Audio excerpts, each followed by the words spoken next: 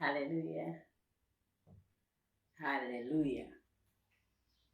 Haleluya. Bwana Yesu apewe sifa. Bwana Yesu atukuzwe. Amen. Amen. Amen. Atukuzwe Yesu Kristo wa Nazareti, simba wa kabila la Yuda, ambaye ndiye Alfa tena Omega, mwanzo tena mwisho, niko ambaye niko. Yeye ambaye aliacha enzi na mamlaka na utukufu wake mbinguni kwa ajili ya mwanadamu. Alikuja akanyenyekea, akatii mpaka mauti. Naam, mauti ya msalaba. Alikufa msalabani ili aweze kutukomboa mimi na wewe. Alikufa msalabani ili aweze kutununua kwa damu yake isiyokuwa na damu yake ya thamani, isiyokuwa na mawaa, isiyokuwa na hatia, ili tuweze na sisi kuwa hatuna hatia, hatuna mawaa mbele za Mungu wetu. Bwana Yesu apewe sifa. Bwana Yesu ahimidiwe milele. Hatukununuliwa kwa vitu viharibikavyo, bali tulinunuliwa kwa damu ya thamani ya mwana kondoo, Yesu Kristo wa Nazareti, simba wa kabila la Yuda. Yeye ambaye ndiye Adamu wa pili. Baada ya Adamu ya kwanza kukosea, kutokumtii Mungu na kusababisha dhambi na mauti kuingia ulimwenguni, akaja Adamu wa pili ambaye ndiye Yesu Kristo wa Nazareti, mwana wa Mungu aliye hai. Akamtii Mungu kwa moyo wake wote, naam hata mauti. Naam, akaja akafa, akafufuka na akatupata uzima wa milele. Akaondoa kabisa ile hali ya dhambi, ile hali ya laana, ile hali ya kule kukosea kwa Adamu wa kwanza na madhara yake. Akatuleta kwenye neema, akatuleta kwenye wokovu, akatuleta kwenye uzima, na uzima wa milele. Na tunavipata hivyo kwa kumwamini tu Yesu Kristo Nazareti, mwana wa Mungu aliye hai, kwa kuamua kabisa kwa mioyo yetu yote, akili zetu zote na nguvu zetu zote, kumwamini huyu Yesu Kristo Nazareti, mwana wa Mungu aliye hai, kwamba hakika yeye ni Mungu na ni mwana wa Mungu, na kwamba hakika aliacha enzi na mamlaka yake mbinguni, na alikuja hapa duniani kwa ajili ya mwanadamu, na akaja akapata mateso, akafa msalabani, hatimaye siku ya tatu akafufuka kwa ajili yetu sisi wanadamu. Kwa kumwamini hivyo tu, kwa kuamini hivyo na kwa kukiri kwa kinywa chako hayo ambayo umeyaamini kwa moyo wako, maana maandiko yanasema kwa moyo mtu huamini na kwa kinywa mtu hukiri hata kupata wokovu. Bwana Yesu apewe sifa. Baada ya kuamini, baada ya kukiri, ukaja ukampa Roho Mtakatifu access, kwa sababu Roho Mtakatifu ni zawadi ya kila mtu aliyemwamini Yesu Kristo Nazareti, mwana wa Mungu aliye hai, na kuamua kuishi kama Yesu anavyotaka. Roho Mtakatifu ni zawadi. Roho Mtakatifu ni Mungu pamoja nasi, ni uweza wa Mungu unaoishi na sisi, ni nguvu ya Mungu inayoishi na sisi, ni Mungu pamoja na mwanadamu. Bwana Yesu apewe sifa. Roho Mtakatifu anatembea na sisi, Roho Mtakatifu anatushauri, Roho Mtakatifu anatusaidia, Roho Mtakatifu anatufanyia yote. Lakini usisahau anaitwa Roho Mtakatifu, kwa hiyo anakaa patakatifu. Ndio maana tunafundishana sasa kigezo cha 4 cha kuweza kumruhusu sasa huyo Roho Mtakatifu aweze kukaa na sisi na atusaidie katika hayo yote. Kigezo cha kuishi kama Yesu alivyoagiza. Maana yake utakapoamua sasa kuanza kuishi kama Yesu alivyoagiza, Roho Mtakatifu moja kwa moja anakuja kuishi na wewe akikusaidia. Lakini pia Roho Mtakatifu ana utaratibu wake. Anataka umtambue, anataka umjue, anataka umuhitaji. Roho Mtakatifu haingii tu kwa mtu, sio kama yanavyoingia mapepo kwa watu. Roho Mtakatifu ana utaratibu. Roho Mtakatifu anataka umfungulie mlango, umuonyeshe kwamba unamwamini, umuonyeshe kwamba unamuhitaji, umuonyeshe kwamba unahitaji msaada wake. Haleluya. Utakapofanya hivyo tu, mtu wa Mungu, hakika Roho Mtakatifu atakuja maishani mwako. Roho Mtakatifu atakusaidia, Roho Mtakatifu atakutia nguvu, Roho Mtakatifu atakupigania. Yaani Roho Mtakatifu atakutendea mengi. Roho Mtakatifu atakusaidia kumpendeza huyu Mungu. Maana maandiko yanasema wote wanaoongozwa na Roho wa Mungu, hao ndio wana wa Mungu. Na Yesu anasema kilichozaliwa kwa mwili ni mwili, na kilichozaliwa kwa roho ni roho. Kwa hiyo tunauishi ulimwengu wa roho unaothibitika ulimwengu wa mwili. Bwana Yesu apewe sifa. Ninapoongea habari za Yesu Kristo wa Nazareti, mwana wa Mungu aliye hai, najisikia faraja sana. Kwa sababu hakika mtu wa Mungu, tupo duniani kwa kusudi maalum. Hatujazaliwa kwa bahati mbaya, wala hatujaja duniani kwa bahati mbaya, wala hatujaja tu kuishi kama wengine wanavyoishi, bali tumekuja duniani kwa kusudi maalum. Hata wewe ndugu yangu, nakwambia wazi, umekuja duniani kwa kusudi maalum. Kaa chini, tafakari maisha uliopitia, wapi umetoka, nini Mungu amekutendea, amekuokoa na mangapi, amekusaidia na mangapi, amekupigania na mangapi. Hebu rudisha picha nyuma, ulikuwa kwenye mazingira gani? Mungu amekutoa wapi, amekufikisha wapi? Rudisha picha nyuma, angalia tu. Bwana Yesu apewe sifa. Bwana Yesu atukuzwe. Ndipo utajua hakika upo kwa kusudi maalum. Hakika Mungu ni mwema. Hakika Mungu amekupigania. Sasa kama huyu Mungu amekutendea yote hayo, fadhila yetu sisi kwa Mungu ni nini? Ni kuishi kama vile yeye alivyotuagiza, ni kumtii yeye. Bwana Yesu apewe sifa. Amen, amen, amen. Tunaendelea na somo letu la kuishi kama Yesu alivyoagiza, ili tuweze kukidhi vigezo na masharti vya kuwa mali ya Yesu Kristo Nazareti, mwana wa Mungu aliye hai. Yaani tukidhi vigezo vya kuwa wa Kristo. Maana Ukristo sio dini. Ukristo ni mahusiano ya wewe na Kristo. Ukristo ni ile hali ya wewe kuamua kuwa mfuasi wa huyu Yesu Kristo.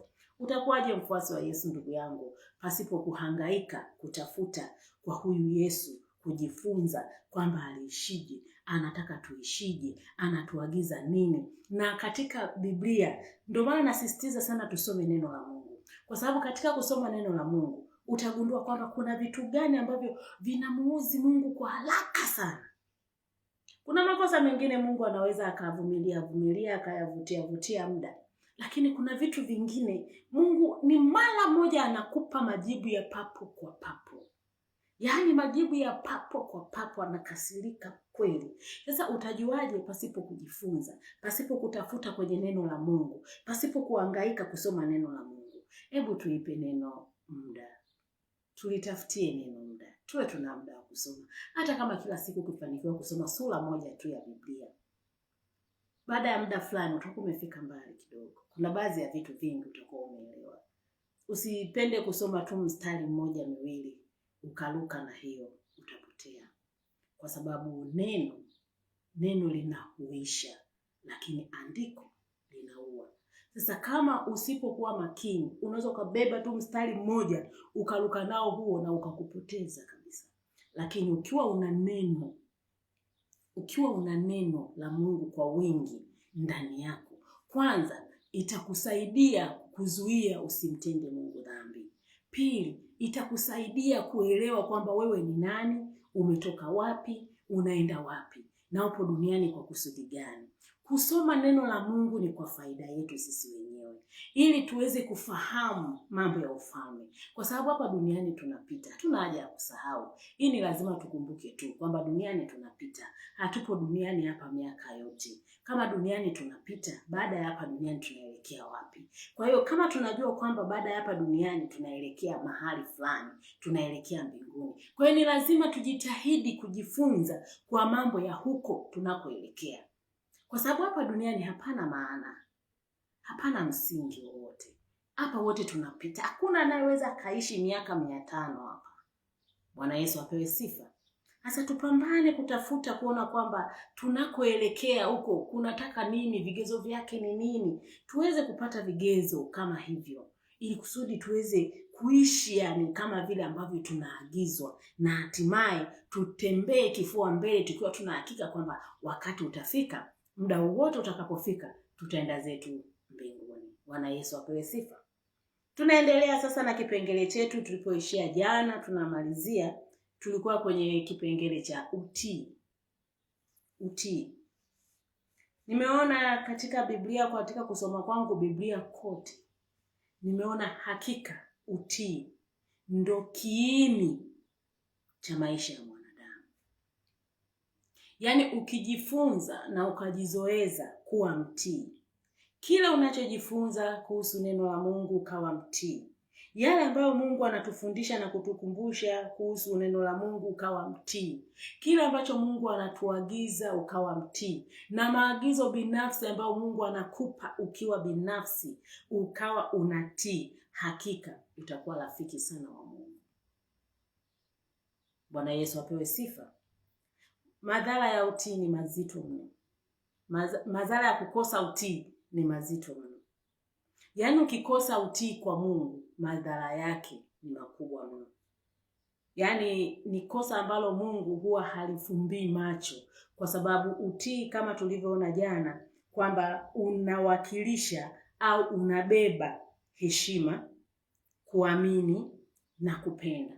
Yaani ili umuonyeshe Mungu kwamba unampenda, ni lazima umtii. Ili umuonyeshe Mungu kwamba unamheshimu, ni lazima umtii.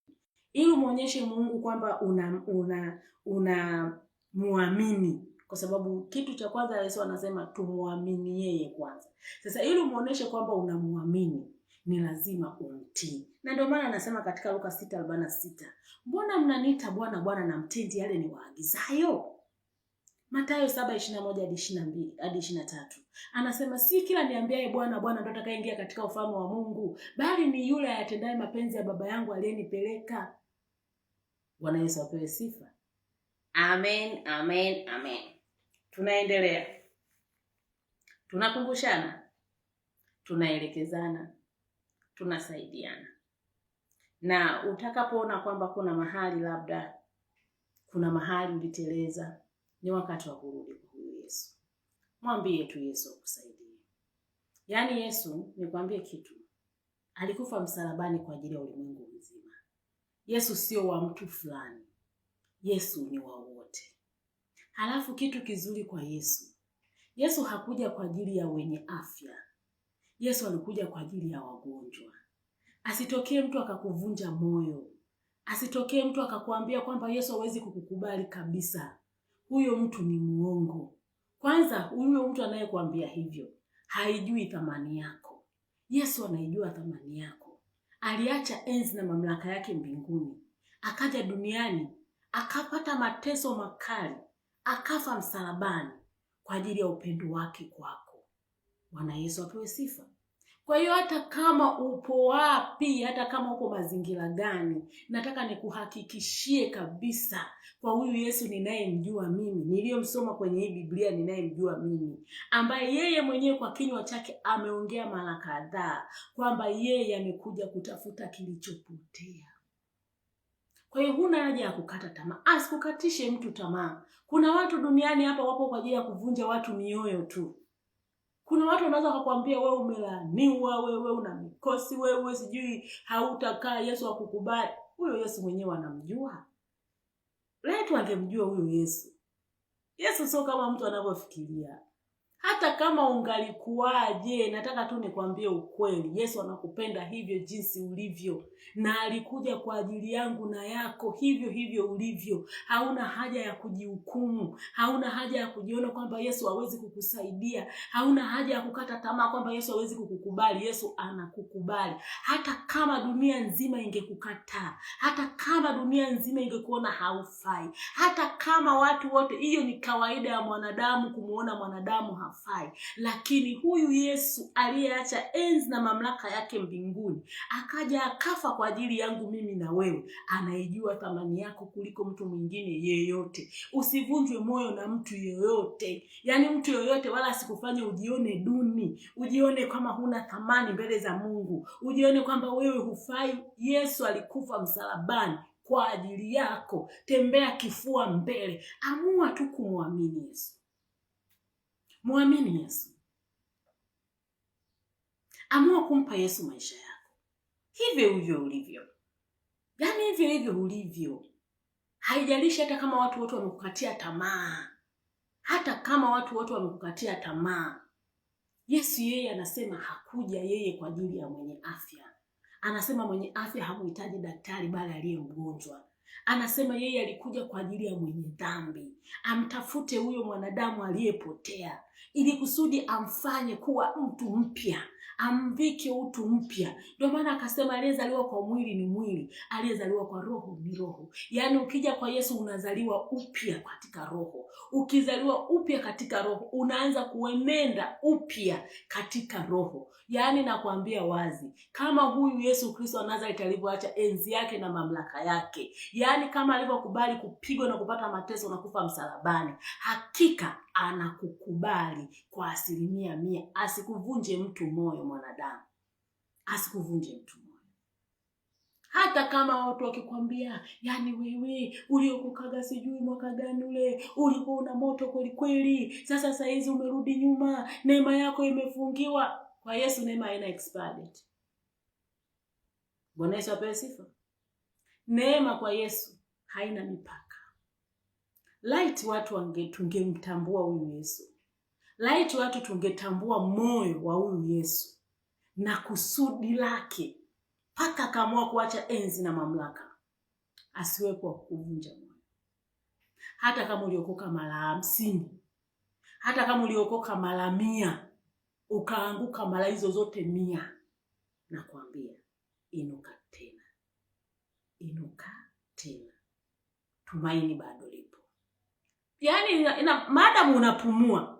Maana ukiwa umekufa ndo hapo ambapo unakuwa mapambano yako sasa yanakuwa ndo unaenda kwenye hukumu. Sasa hizi duniani hapa, yani uko kwenye mapambano. Hapa duniani wewe pambana. Unapoweza tubu hapo, endelea na Yesu. Endelea na Yesu. Ukiwa umeshindwa hivi, endelea na Yesu hivi. Yaani hivyo, usikate tamaa. Yaani hivyo, kwa sababu hata ukisema utoke kwa Yesu utaenda wapi? Itakuwa mwana kulitafuta, mwana kulipata. Utoke kwa Yesu uende wapi?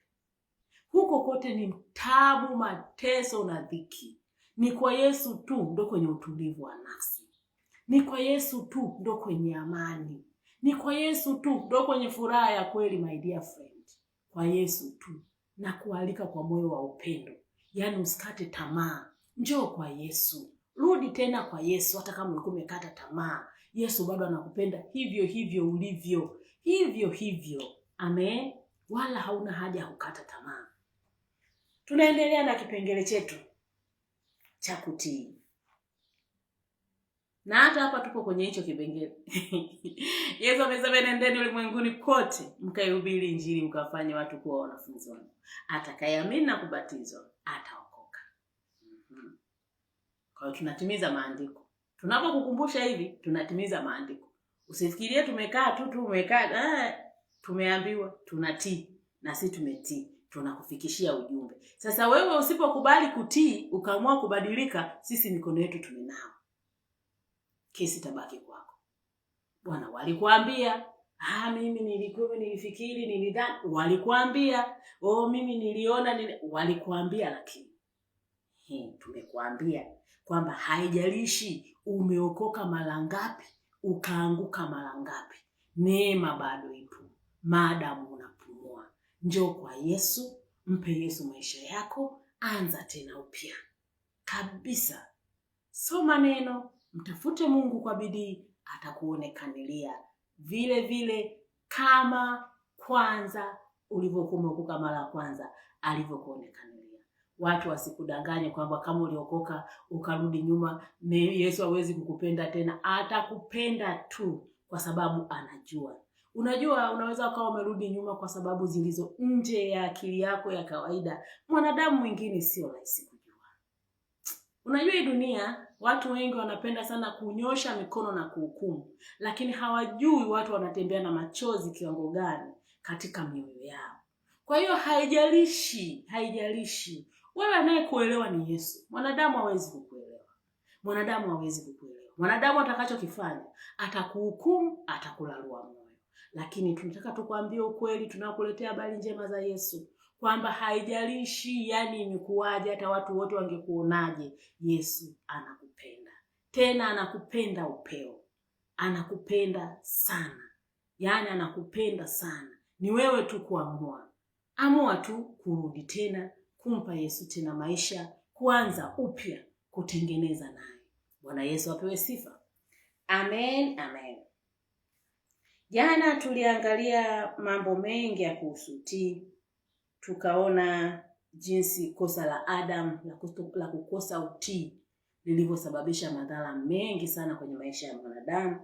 Japo watu wengi wamewalisha watu matango poli sana wakisema kwamba Adam alifanya kosa la uzinzi. Sio kweli. Hiyo sio maandiko. Wanatoaga wapi ile andiko? Kila siku najiuliza, sijui. Lakini kulingana na Biblia kwamba Adam alikuwa ana mke ambaye alikuwa anaitwa Eva. Mungu alimpa mke na alisema kwa katika Mwanzo 5:2, si vema huyu mtu awe peke yake, nitamfanyia msaidizi wa kufanana naye. Katika Mwanzo 1:26-27, mwanaume na mwanamke Mungu aliwaumba, akawaita Adamu, akawabarikia, akawaambia waende wakazae na kuongezeka. Kwa hiyo automatically wasingezaana kwa kuangaliana usoni. Kwa hiyo wala sio kwamba walikosea kwenye uzinzi, hapana. Kosa alilolikosea Adam ni la kutokumtii Mungu. Alimuasi Mungu kwa kutokumtii Mungu. Akaisikiliza sauti ya mke wake badala ya kuisikiliza sauti ya Mungu. Ndio maana Mungu alikasirika sana, akamtoa kabisa kutoka kwenye bustani ya Eden. Angalikuwa amefanya tu swala la uzinzi, angemwacha Eden.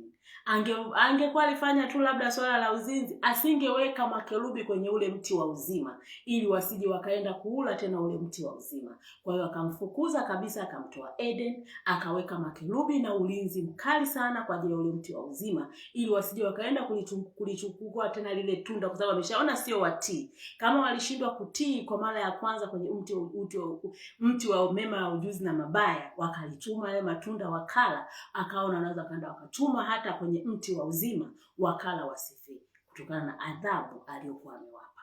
Bwana Yesu apewe sifa. Kwa hiyo kosa la mwanadamu wa kwanza ambaye ndiye Adam lilikuwa ni kosa la kukosa utii. Adam alikosa utii. Kwa hiyo kukosa utii ni kuasi.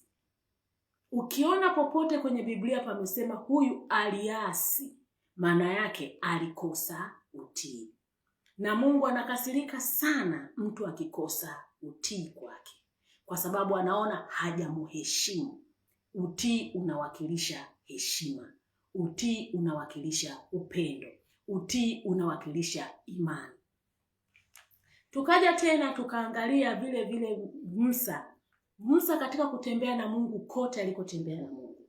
Katika utakatifu wake wote aliokuwa nao Musa.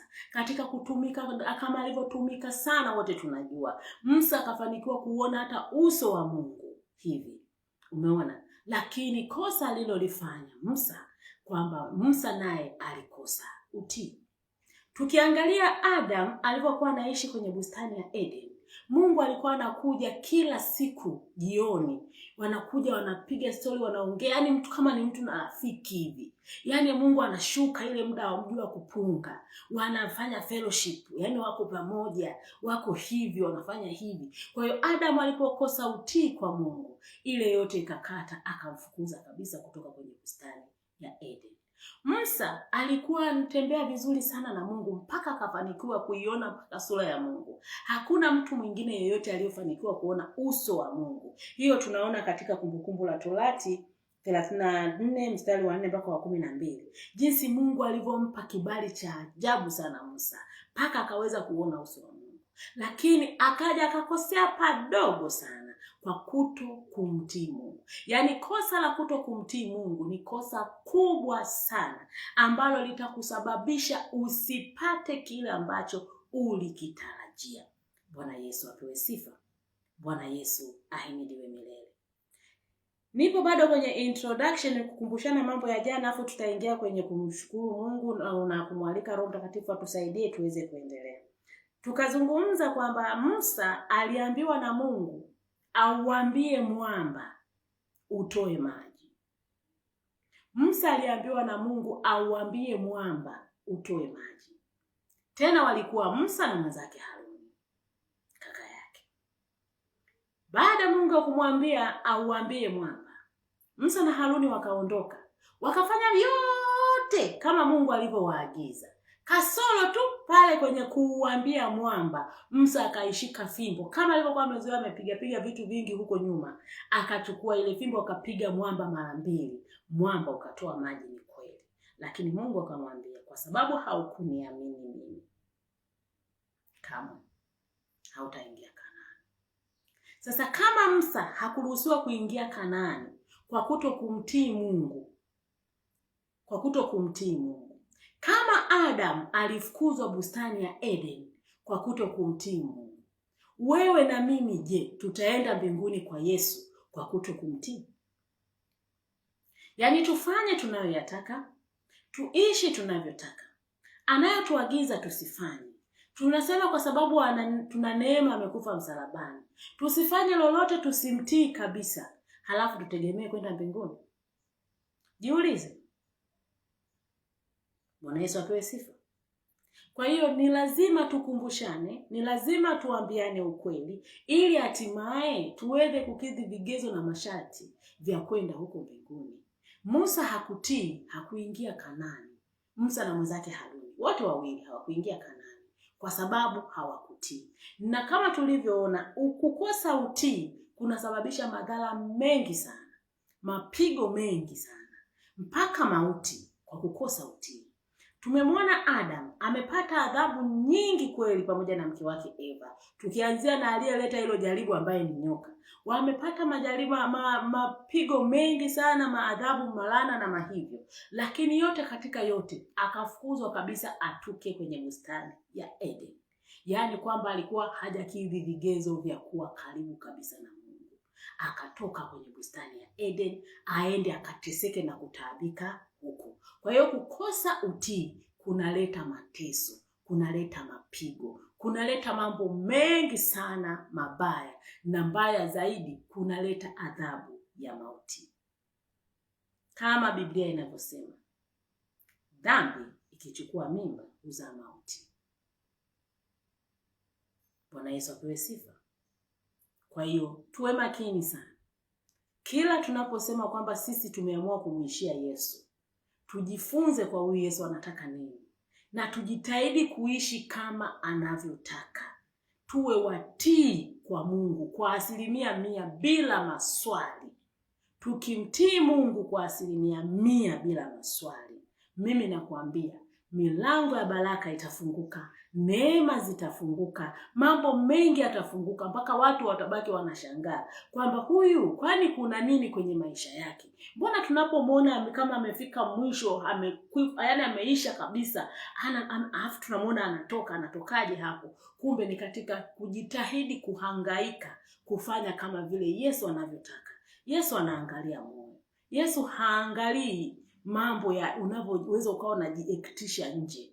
Yesu anaangalia moyo. Ndani ya moyo wako kuna nini? Safisha moyo wako, safisha nia yako ya ndani, pambana kuishi kama alivyoagiza, ili kusudi upate matokeo na faida ya huo Kristo wako.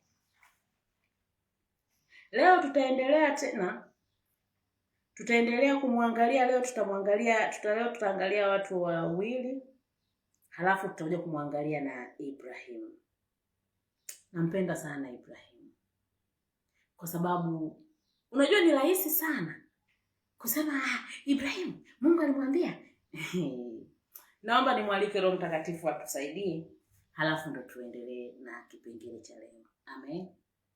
Tuombe.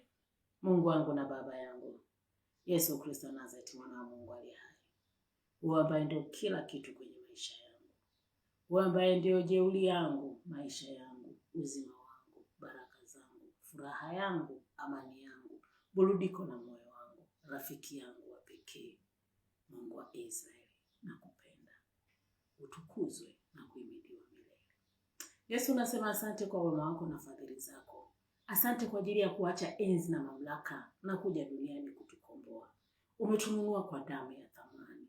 Unatuhesabia haki, si kwa sababu ya matendo ya sheria, bali kwa sababu ya damu yako ya thamani.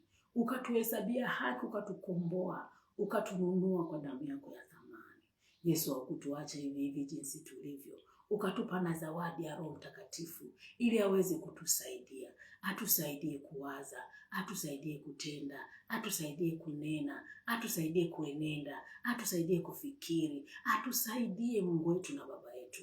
Tunakushukuru kwa upendo wako na fadhili zako. Roho Mtakatifu, tunakutambua kwenye maisha yetu kwamba hakika wewe ndio pekee unayetusaidia, na tunaomba msaada wako usipungue hata sekunde moja, maana bila wewe hatuwezi hata sekunde moja. Akili zetu haziwezi wala hazijawahi kutusaidia, ufahamu wetu hauwezi wala hujawahi kutusaidia. Jehova, tusaidie. Roho Mtakatifu, tusaidie. Roho Mtakatifu, tunakupa access ya kila kitu. Tawala wewe, ongoza wewe, na kukabidhi na live hii Bwana. Baba, sema na kanisa lako la siku hizi za mwisho.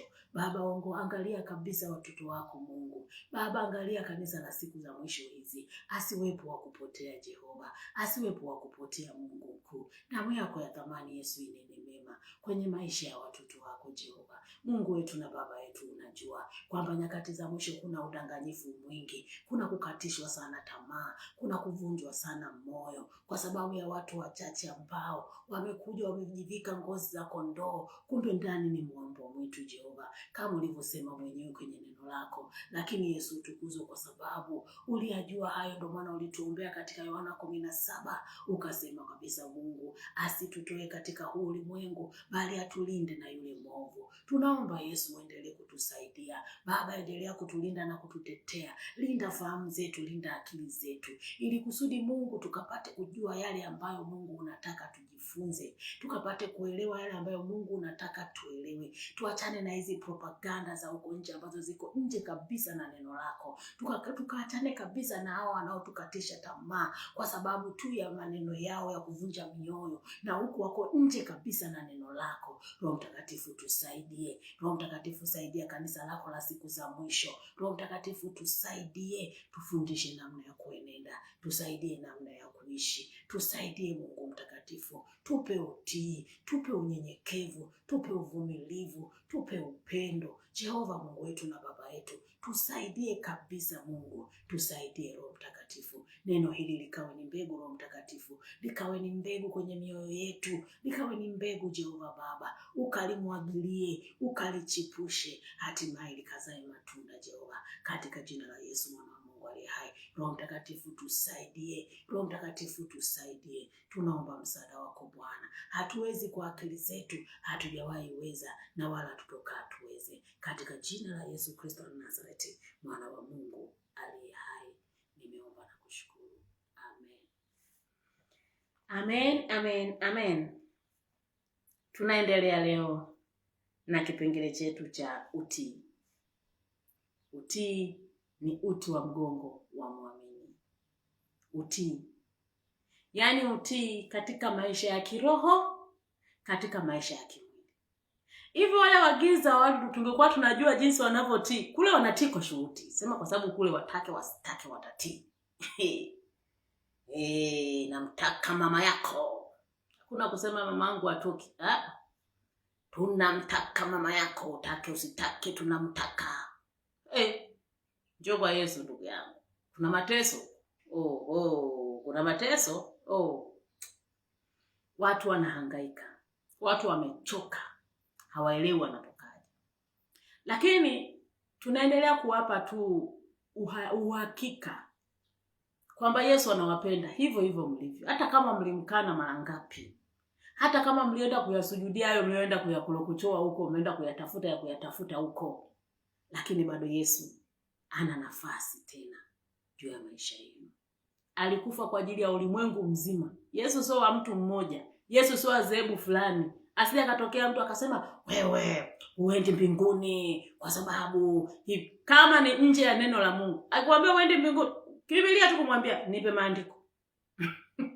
Nipe maandiko kwanza. Kabla hujaanza kuniambia mimi siendi mbinguni, nipe kwanza maandiko. Kwa sababu watu wana vituko. Wanaanza kukwambia uende mbinguni tu kwa sababu wewe ni mlembo umeokoka. Mlembo anaokoka. Walembo hawaokoki bwana. Wewe kwa sababu aliyokuambia Yesu anawabaya na shindwa na ulegee kwa jina la Yesu. Jamani. Yaani mtu anaweza kumvamia tu mtu. Yaani huyu bwana, unakutana na mtu, kuna watu wana sura ngumu. Yaani ukimwona hivi nje hivi anatisha kweli yani hivi. Lakini ndani ya moyo kama mtoto mchanga. Yaani uzuri atukuzwe Mungu anaangalia sana moyo. Sasa wewe unaweza kukaa nje. Yaani baadaye umeenda kanisani sasa, baadaye muabudu Mungu unaweza kumtafakari. hivi na hivi, naweza kali limeokoka kweli? Mbona linaonekana kama lijambazi? Mbona linaonekana kama ligaidi hili? Naweza kali limeokoka kweli? Oho, unapoteza muda. Yesu ni wa wote. Yesu sio wa mtu. Oho. Yesu ni wa wote. Yaani hilo watu ni lazima watambue. Yesu sio wa mtu. Hakuna anayemiliki Yesu. Hicho mimi ndo ninachokataa. Kuna watu wanajua kujimilikisha. Wanajimilikisha mpaka Yesu. Kwamba wewe mwingine Yesu hakufai. Wewe huwezi kufanya hiki. Yaani wewe mimi siwezi kufanya hicho kwa sababu wewe ni nani yani? Yaani huyu Yesu ameniona mimi ameniamini yani. Yeye unaponiona hivyo yeye ndo ameniamini mimi sasa. Yesu mzuri sana. Yaani Yesu angekuwa anaishi kama watu wanapokadiria. Ngoja nicheke. Yesu ni mwema sana. Yesu ni wa wote. Yesu ukimtaka tu, wewe vyovyote ulivyo, wewe njoo tu kwa Yesu. Yesu yani Yesu alikufa msalabani kwa ajili ya ulimwengu mzima. Sio kuna mtu aseme mimi Yesu alikufa kwa ajili yangu peke yangu. Kuna watu wa binafsi mpaka kwa Yesu. Lakini sishangai utamuona Yona. Leo tutamuona Yona. Bwana Yesu apewe sifa. Mtii Mungu kwa moyo wako wote, akili zako zote na nguvu zako zote. Tii mamlaka kwa faida yako na familia yako. Tii kila mahali. Tii kwa faida yako. Utii una faida sana. Kukosa utii kuna madhara makubwa sana. Yanaweza yakaonekana leo kwa macho au yakaonekana baadaye. Lakini kukosa utii kuna madhara makubwa sana. Kwamba kutii ni lazima. Utake ustake, utatii tu. Sasa utatii kwa kushurutishwa au utatii kwa hiari. Bwana Yesu apewe sifa. Tii Mungu wako. Tii neno la Mungu. Tii mamlaka. Tii wakubwa wako popote ambao wako juu yako. Mfanyakazi, huwezi kusema wewe ni mfanyakazi afu utaki umtii bosi. Unafanya kazi kwenye kampuni fulani, bosi ametoa utaratibu wake, eti wewe unataka kufanya unachokitaka. Utafukuzwa kazi. Yaani hapa duniani huwezi. Yaani nilichojifunza kwenye maisha katika tafakari yangu. Mimi napenda sana kutafakari. Nimewaambia napenda sana kutafakari. Mambo mengi sana napenda sana kuyapa muda kutafakari. Napenda sana kuipa muda neno kutafakari. Yaani napenda sana kutafakari peke yangu. Yaani nikae peke yangu mahali nitafakari. Napenda sana. Sasa katika kutafakari kwangu, kuna baadhi ya mambo najifunza kwamba ni ya muhimu mno kwenye maisha ya mwanadamu. Na ndio naona ndio yanayoleta mafanikio makubwa kwa watu. Mfano utii. Yaani utii ni silaha kwa mwanadamu.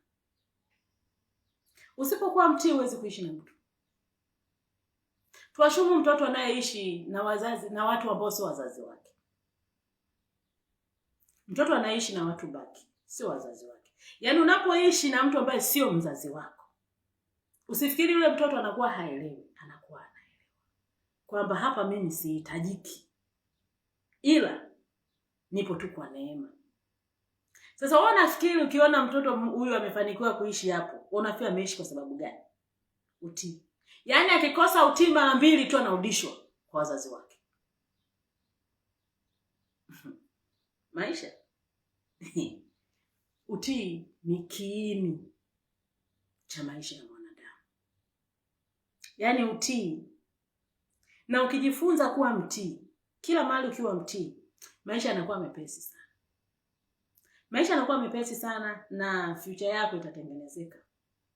Kwa sababu ukisema uko sehemu ambayo upo alafu unataka haki hata kama umeonewa, ndugu yangu, utii kitu cha maana sana. Utii utatengeneza future yako. utii utaharibu future yako. Yaani kukosa utii kutaharibu kabisa future yako. Kwa sababu kwa mfano umepata bahati, let's say wewe ni mtoto yatima, unaishi na watu, umebahatika, umefaulu, wanakusomesha. Halafu pale shuleni ulikopelekwa, usipokuwa mtii, ukafukuzwa shule. Unafikiri huko utapata second chance? Utii utaharibu future. Tii, hata kama umeonewa jifanye mjinga. Tii, tengeneza future. Utii ni silaha. Utii ni silaha. Na mtu yoyote anayetii, utii haupotei bure. Utii una matokeo mema mengi. Kukosa utii kuna matokeo mabaya mengi. Bwana Yesu apewe sifa. Bwana Yesu asifiwe. Amen, amen. Sasa leo tutaangalia mtu mmoja anaitwa nabii kijana. Baada ya kuwa jana tumemwangalia Adam alivyokosa utii.